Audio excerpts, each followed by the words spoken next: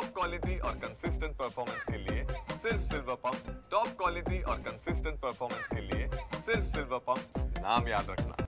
संतोष देशमुख खून प्रकरणातला मुख्य सूत्रधार वाल्मिक कराड याने आता न्यायालयामध्ये आपण दोषमुक्त असल्याचा अर्ज केलाय आणि याच अर्जाला अवादा पवनचक्की प्रकल्पाने विरोध दर्शवलाय। मी सध्या मस्साजोग परिसरामध्ये असलेल्या अवादा एनर्जी प्रायव्हेट लिमिटेड कंपनीच्या या ठिकाणी असलेल्या प्लांट वरती उभा आहे आणि याच प्लांटच्या दोन अधिकाऱ्यांनी या अर्जाला विरोध दर्शवलाय। वाल्मिक कराडने केलेल्या दोषमुक्तीच्या अर्जाला अवादा कंपनीच्या सुनील केदू शिंदे आणि शिवाजी थोपटे या दोन अधिकाऱ्यांनी विरोध दर्शवलेला आहे। बीडच्या विशेष न्यायालयामध्ये त्यांनी या संदर्भातला अर्ज दिलाय आणि या अर्जामध्ये या ठिकाणी जे अवादा कंपनीचं हे समोर कार्यालय पाहायला मिळतं, याच कार्यालयामध्ये विष्णू चाटेच्या सुदर्शन घुलेच्या फोनवरून वाल्मिक कराडने खंडणी मागितल्याचं नमूद करण्यात आलंय।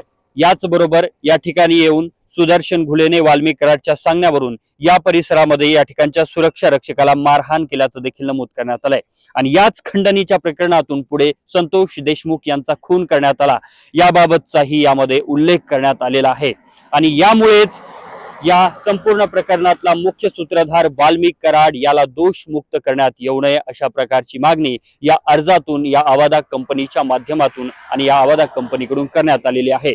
येत्या 17 जून रोजी बीडच्या विशेष न्यायालयामध्ये वाल्मिक कराडच्या दोषमुक्तीसाठी केलेल्या अर्जावरती सुनावणी होणार आहे। यामुळे 17 तारखेला न्यायालयामध्ये नेमकं काय घडतं आणि या अर्जावरती नेमका न्यायालय काय निर्णय देतं हे पाहणं महत्त्वाचं असणार आहे।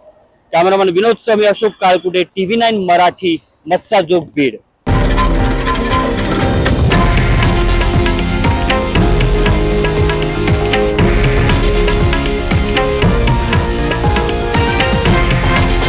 हे आहे देशातील नंबर 1 न्यूज नेटवर्क आणि आपण पाहत आहात TV9 मराठी, एकमेव।